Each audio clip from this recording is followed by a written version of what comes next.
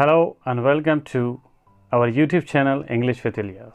Today we will learn class 8th special English lesson 7 Nothing You Can't Do. ये जो lesson है ये बहुत ही प्रेरणादायक इंस्पिरेशनल और मोटिवेशनल लेसन है। इस लेसन को पढ़ करके आपको बहुत प्रेरणा मिलेगी। तो इस लेसन का नाम है नथिंग यू कांट डू, है ना, यानी ऐसा कुछ नहीं है जो आप नहीं कर सकते। That means nothing is impossible. The word impossible itself says I am possible. अगर हम इम्पॉसिबल वर्ड को अलग अलग करेंगे तो उसका पहला लेटर है आई, दूसरा है एम, आई एम, और फिर बच जाता है पॉसिबल। तो the word impossible itself says I am possible. So let's start our lesson nothing you can't do, यानी ऐसा कुछ नहीं है जो आप नहीं कर सकते हैं। अगर आपने सोच लिया, अगर आपने दृढ़ संकल्प कर लिया तो जीवन में ऐसी कोई चीज़ नहीं है जो आप नहीं कर सकते। If you think you can move a mountain then you can, if you think you can't then you can't. So how can the greatest obstacle and difficulties in life be overcome, है ना। तो जीवन में जो बड़ी बड़ी परेशानियाँ होती हैं, मुश्किलें होती है, बाधाएं होती हैं, उन पे हम कैसे विजयी पा सकते हैं, है ना। ग्रेटेस्ट यानी बहुत बड़ी, ऑब्स्टिकल्स यानी बाधाएं, रास्ते का जो रोड़ा बोलते हैं, है ना, अवरोध, रुकावट, एंड डिफ़िकल्टीज यानी मुश्किलें। तो जो मुश्किलें और बाधाएं होती है उस पर हम कैसे विजय पा सकते हैं, है ना। ओवरकम, ओवरकम यानी विजयी पाना, काबू पर, उसको काबू करना, जीतना, जीत प्राप्त करना। A shiver ran through my spine as I boarded the train to Delhi. जैसे ही मैं दिल्ली की ट्रेन में चढ़ा तो मेरे शरीर में कपकपी सी आई, है ना। स्पाइन का मतलब होता है रीढ़ की हड्डी। तो यहाँ पे होता है ना, ठंड में हमारे शरीर में भी कपकपी आती है। तो जैसे ही मैं दिल्ली की ट्रेन पर चढ़ा तो मेरे शरीर में एक कपकपी सी आई।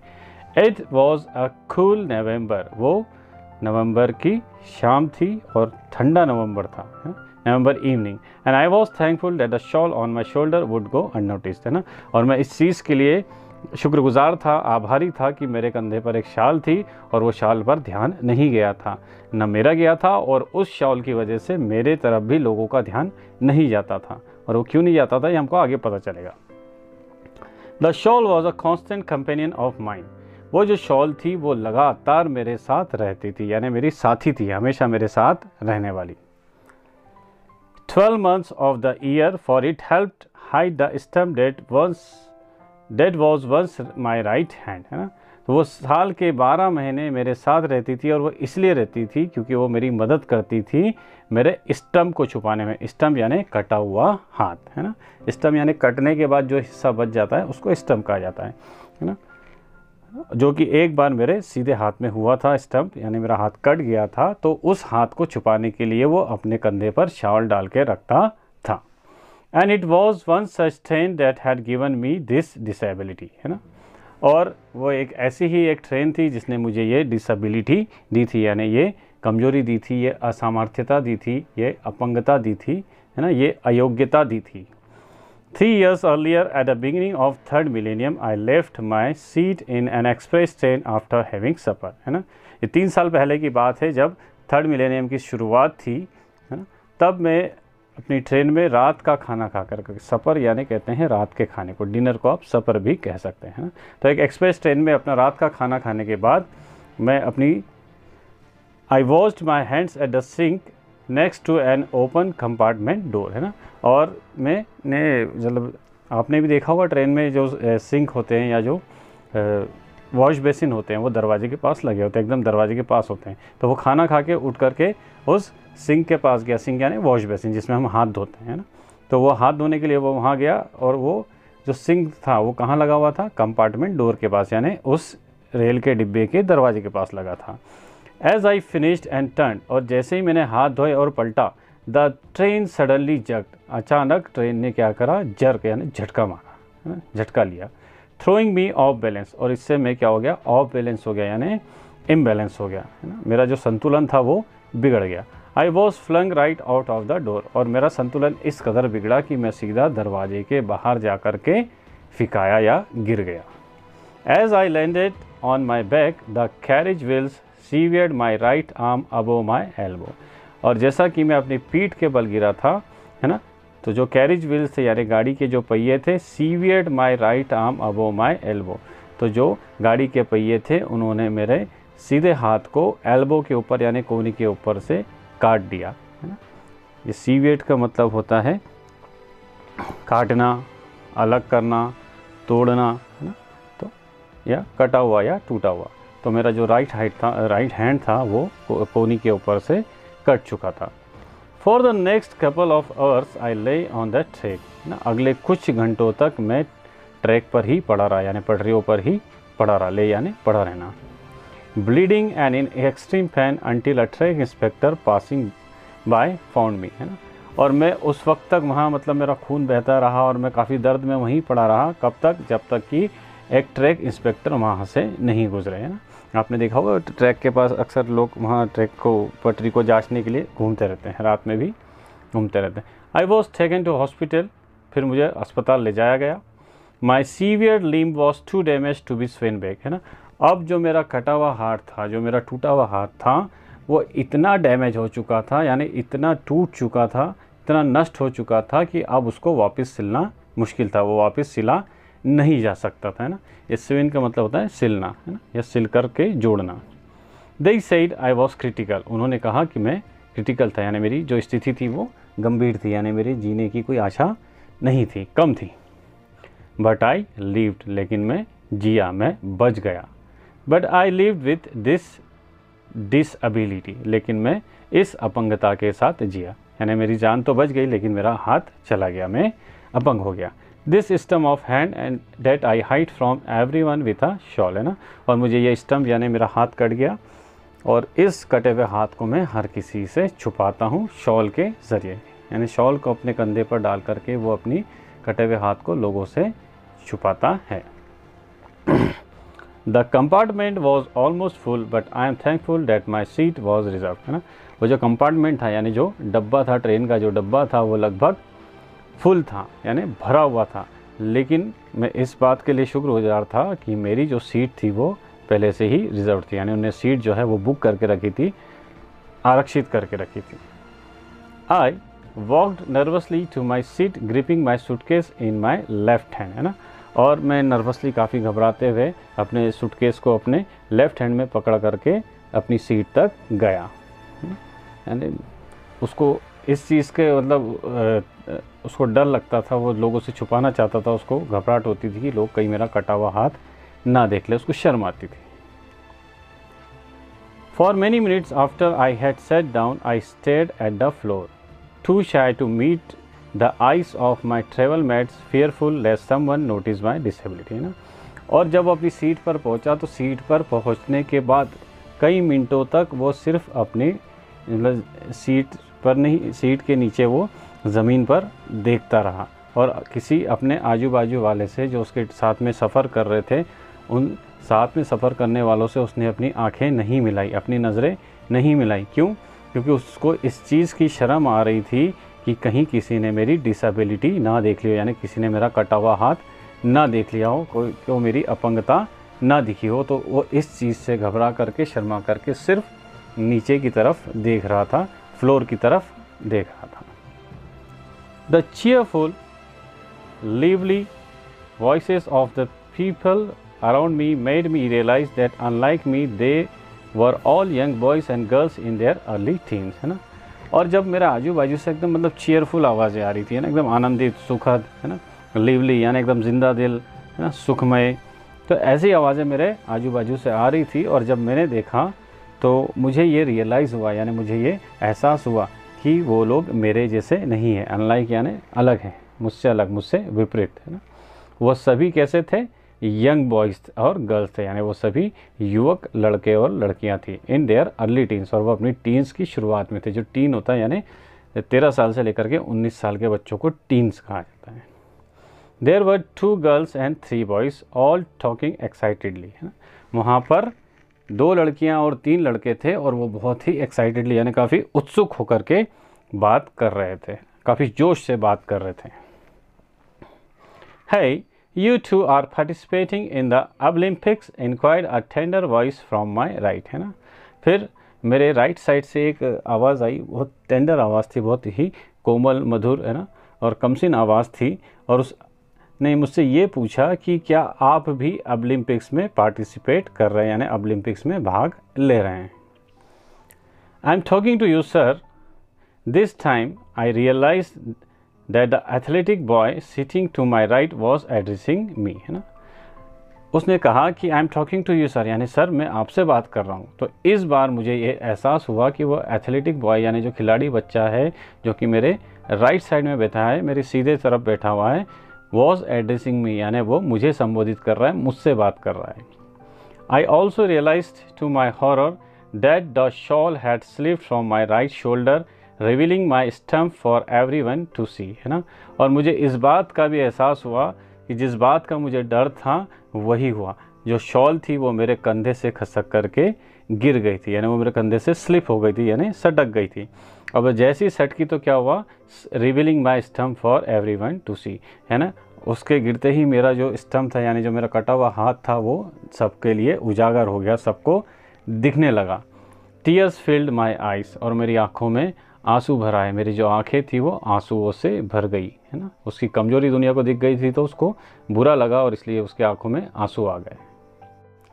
आई don't understand what do you mean, I manage to answer in a choking voice, है ना। यानी मैंने बहुत ही दबी हुई और रुकी हुई आवाज़ में जवाब देने की कोशिश की और मैंने उनसे कहा आई don't understand what do you mean, यानी मुझे समझ नहीं आया तुम क्या कहना चाहते हो, तुम्हारे कहने का क्या मतलब है। Manjeet don't upset him said the girl sitting opposite to me, है ना। फिर मेरे सामने जो लड़की बैठी थी, मेरे बिल्कुल सामने जो लड़की बैठी थी, उसने कहा मंजीत उन्हें परेशान मत करो। Manjeet started you, I am sorry, she said again. फिर उस लड़की ने कहा, दोबारा कहा कि मंजीत ने आपको चौंका दिया, थोड़ा सा आपको घबरा दिया, तो उसके लिए मैं आपसे क्षमा चाहती हूँ, माफ़ी मांगती हूँ। But he meant no harm you know, लेकिन आप जानते हैं कि वो आपको कोई नुकसान पहुँचाना नहीं चाहता था। He assumed you two are going to Delhi to participate in the Olympics as we all are, है ना। तो उसे शायद ऐसा लगा कि उसको ऐसा लग रहा था कि आप भी हमारी तरह ओलंपिक्स में पार्टिसिपेट करने जा रहे हैं, यानी ओलंपिक्स में भाग लेने जा रहे हैं। और ऐसा इसलिए लगा, this is because we all are like you, और हमको ऐसा इसलिए लगा क्योंकि हम सब भी आप ही की तरह है। I was startled once again, मैं एक बार फिर से चौंक गया, बिल्कुल हक्का बक्का रह गया, है ना, बिल्कुल सरप्राइज हो गया। आई मीकली रेज्ड माई आइज़, फिर मैंने धीरे धीरे चुपचाप से अपनी आंखों को ऊपर उठाया। The girl smiled at me, फिर उस लड़की ने मुझे देख करके मुस्कुराया। She was not more than 14, उसकी उम्र 14 साल से ज़्यादा नहीं थी। She had the face of an angel, है ना, उसका जो चेहरा था बिल्कुल एंजल की तरह, यानी परियों की तरह उसका चेहरा लग रहा था। She was wearing a track suit and for a right hand she had a stump too, है ना, उसने ट्रैक सूट पहन के रखा था, है ना। ट्रैक सूट तो आपको पता ही है जो स्पोर्ट्समैन पहनते हैं ना, लोअर और जैकेट होता है, और उसका राइट हैंड में भी स्टम्प था, यानी उसका भी राइट हैंड कटा हुआ था। But she was not hiding it, लेकिन वो उसको छुपा नहीं रही थी। On the contrary it seemed to me she was flaunting it confidently, है ना, बल्कि इसके विपरीत मुझे ऐसा लग रहा था कि मानो जैसे वो उस हाथ को बिल्कुल लोगों को दिखा रही है बड़े ही आत्मविश्वास के साथ, है ना। Then I looked at my right, फिर मैंने अपने राइट साइड देखा। The boy she called Manjeet gave me the biggest smile I had ever seen, है ना। वो लड़का जो कि मेरे राइट साइड में बैठा हुआ था, जिसको वो मंजीत कह करके पुकार रही थी, उसने मुझे इतनी बड़ी स्माइल दी कि आज तक मैंने कभी अपने जीवन में इतनी बड़ी स्माइल नहीं देखी थी। ही टू वोर अ ट्रैक सूट, उसने भी ट्रैक सूट पहन के रखा था। And from the way he sat it was obvious that he had no legs, और जिस तरीके से वो बैठा हुआ था उससे ये निश्चित ही पता चल रहा था कि उसके पैर नहीं थे। What is this Olympics, I manage to say, है ना। फिर मैंने उनसे पूछा कि ये ओलंपिक्स क्या है, जैसे तैसे मैंने उनसे पूछने की कोशिश करी। Oh said Manjeet, so you really don't know, है ना। तो मंजीत कहता, अच्छा आपको मतलब वास्तव में नहीं पता है। वेल आई एम सॉरी, खैर मैं माफ़ी चाहता हूँ। Let me introduce our self first, पहले मैं हम लोगों को इंट्रोड्यूस करा देता हूँ, यानी अपना हम लोगों का परिचय दे देता हूँ। आई एम मंजीत, है ना, मैं मंजीत हूँ। The girl sitting next to you is Shahida, जो लड़की आपके बाजू में बैठी हुई है वो शाहिदा है। The boy sitting at the window is Kumar Swamy, है ना, और जो खिड़की के पास जो लड़का बैठा हुआ है वो कुमार स्वामी है, कुमार फॉर शॉर्ट, है ना, और उसको हम शॉर्ट फॉर्म में कुमार कहते हैं। And the one on the aisle seat is Vikas, है ना, और जो एसल सीट यानी अपने सीट के बाजू से जो रास्ता रहता है उसके सामने जो सीट रहती है उसको एसल सीट कहते हैं, है ना। And I am angel said the girl who had the face of an angel, है ना, और मैं एंजल हूँ, है ना, उस लड़की ने कहा जिसका चेहरा भी एंजल की तरह दिखता था। They all said hello to me as they were introduced, है ना, जैसे ही उन लोगों का परिचय कराया गया मुझसे तो उन्होंने मुझसे कहा हेलो। I responded meekly, फिर मैंने चुपचाप से उनका जवाब दिया, है ना, यानी वो उसको में अंदर कॉन्फिडेंस की कमी थी क्योंकि उसकी जो मतलब अपंगता थी वो उसको अपनी कमज़ोरी समझता था और वो चाहता था कि दुनिया के सामने उसकी वो कमज़ोरी ना आए। I am Sharad, I said nervously as they nodded encouragingly. I lost my hand, है ना, फिर मैंने घबराते हुए कहा कि मैं शरद हूँ, जैसे कि, और जैसे ही उन लोगों ने बहुत ही उत्साह के साथ नोडेड यानी अपने सर को हिलाया था तो मैंने कहा कि मैं शरद हूँ। आई लॉस्ट माई हैंड, मैंने अपना हाथ खो दिया, है ना। Don't worry about it, interrupted Kumar, looking towards me with his sightless eyes. We have all lost something and yet have gained much more than we have lost, है ना।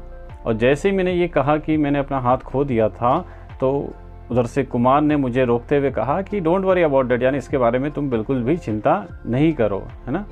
Looking towards me with his sightless eye, और उसने मेरी तरफ देखा, किससे, साइटलेस eyes, यानी उसकी आंखें जो कि जिनसे वो देख नहीं सकता था। तो स्वामी ने उनको रोकते हुए, उनको बीच में ही टोकते हुए कहा कि आपको इसकी चिंता करने की ज़रूरत नहीं है ना।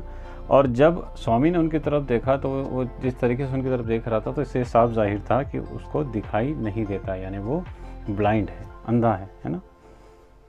और वो ये कहता है कि हम लोगों ने कुछ ना कुछ खोया है, हम सभी यहाँ जितने बैठे हैं सब ने कुछ ना कुछ खोया है, लेकिन फिर भी उससे कहीं ज़्यादा हमने पाया है, जितना हमने खोया है उससे कहीं ज़्यादा पाया है। Olympics is an event where people with disability compete to show the world that people with or without disability enjoy equal rights and opportunities, है ना।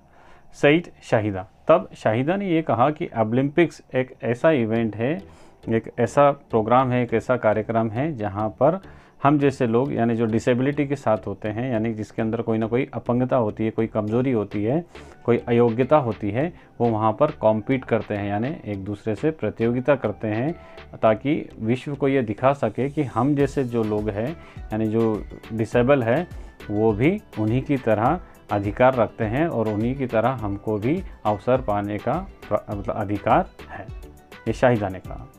विथ इंक्रीजिंग फैसिनेशन, है ना, और मेरा धीरे धीरे उनकी तरफ मोह बढ़ता गया, है ना, और उनकी तरफ आकर्षण बढ़ता गया। I listen to each one, उसके बाद मैंने उन्हें हर एक की बात सुनी। Each child had a different story to tell, हर बच्चे के पास एक अलग कहानी थी सुनाने के लिए। Each one had lost a limb और अ सेंस, है ना, हर किसी ने या तो अपना कोई शरीर का हिस्सा खोया था या तो कोई सेंस खोया था, है, यानी इंद्रिय उसकी शिथिल हो गई थी, कमज़ोर हो गई थी। But unlike me they had all learn to cope with the disability and to conquer with, लेकिन वो मेरे जैसे नहीं थे, मैं अपनी कमज़ोरी को छुपाता था, मैं अपने कटे हुए हाथ को दुनिया से छुपाता था, अपनी अपंगता को दुनिया से छुपाता था, लेकिन वो लोग मेरे जैसे नहीं थे, बल्कि वो इसके विपरीत थे। उन लोगों ने ये सीख लिया था कि उसका सामना कैसे किया जाए और अपनी अयोग्यता पर कैसे विजयी पाई जाए, कैसे जीत पाई जाए। कॉन्कर यानी जीत पाना, है ना, और कोप विथ यानी सामना करना, डिसेबिलिटी यानी अयोग्यता। They found that if nature takes away one of its gift, it showers many more to compensate it, है ना। तो उन्होंने ये मतलब ये उनको ये चीज़ समझ आ गई थी, उन्होंने ये पा लिया था कि नेचर अगर कोई चीज़ हमसे लेती है, अगर प्रकृति हमसे कोई चीज़ ले लेती है, ईश्वर अगर हमसे कोई चीज़ ले लेता है तो उसके बाद वो हम पर बहुत सारी चीज़ें, बहुत सारे बोलते हैं ना कि अगर एक दरवाज़ा बंद हो जाता है तो ईश्वर 1000 दरवाजे खोल देता है। तो उसी प्रकार उन बच्चों ने ये सीख लिया था कि अगर हमसे कोई चीज़ छीन ली गई है या कोई चीज़ चली गई है तो प्रकृति हमारे ऊपर बहुत सारे आशीर्वाद का बरसाती है ताकि जो हमारी कमी है हम उसकी पूर्ति कर सकें। If only the person with a disability could realize his her hidden potential, then life would become richer, fuller and more enjoyable than ever.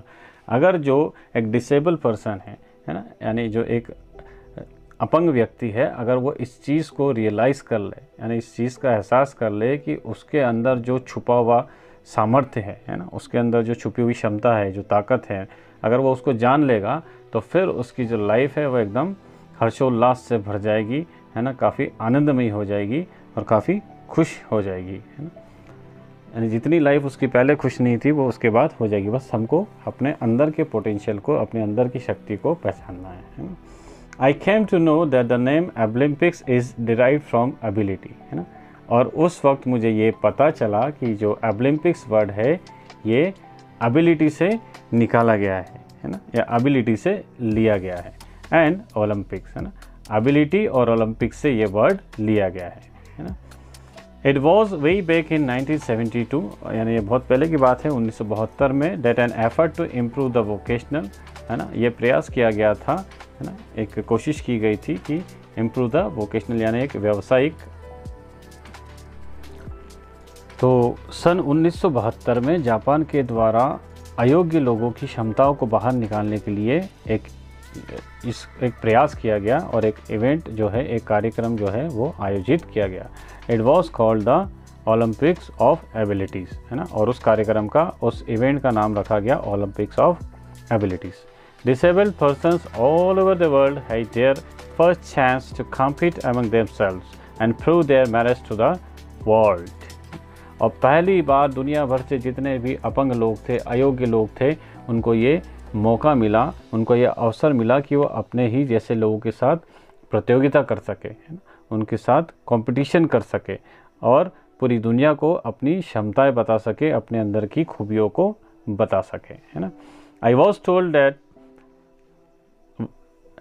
1981 was declared the international year of disabled persons. मुझे ये बताया गया कि जो 1981 था उसको international year of disabled persons घोषित किया गया, है ना।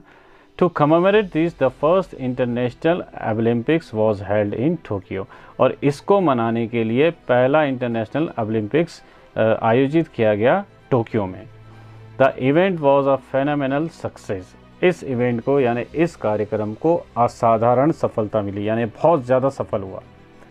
In the second Olympics held in Bogota Colombia in 1985, और जो दूसरा ओलंपिक्स था वो कोलंबिया बोगाटा में हुआ सन 1985 में। The international Olympic federation, IF for short, was established. उसके बाद जो है ओलंपिक्स फेडरेशन यानी ओलंपिक संघ का निर्माण किया गया और उसका शॉर्ट में IF कहा जाता है। International Olympics have been held with growing success, और तब से लेकर अब तक जो ओलंपिक्स है वो बिल्कुल दिन प्रतिदिन ग्रो करता हुआ जा रहा है, यानी काफ़ी उभरती हुई सफलता के साथ वो हर साल मनाया जाता है। ऑस्ट्रेलिया वॉज द वेन्यू इन 1995, है ना, और 1995 में ये ऑस्ट्रेलिया में किया गया था। वेन्यू मीन्स स्थान या घटना स्थल। एंड प्राग इन 2000, और सन 2000 में प्राग में ये किया गया था।